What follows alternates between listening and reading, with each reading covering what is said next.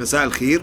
تعليقا على ضربة القلم لحسين الشحات لاعب الأهلي على وش الشيبي لاعب بيراميدز سيان، من الصح ومن الغلط؟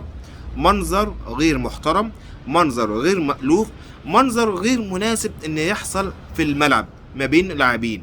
في الاول والاخر دي كورة، اللعيب اتضرب القلم وتسبله بالدين. ايه سبب ذنب سب الدين؟ ده امر غير مقبول، ربنا يسامحه في النقطة دي. تاني نقطة، تمد ايدك عليه ليه وعلى وشه ليه؟ انا ولا مع ده ولا مع ده، مش عشان هو لعيب اهلاوي هنتقده ولا هو لعيب غير اهلاوي هقف معاه. الاتنين يعزوا عليا، مفيش معرفة شخصية ما بين ده ما بيني وما بين ده وما بيني وما بين التاني، بس منظر غير لائق، غير رياضي، غير مناسب للروح الرياضية الجميلة المحترمة.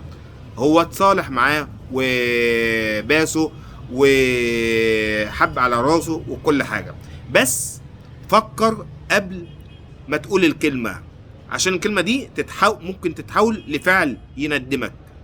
فمنظر غير مألوف خالص. شكرا، مع تحياتي.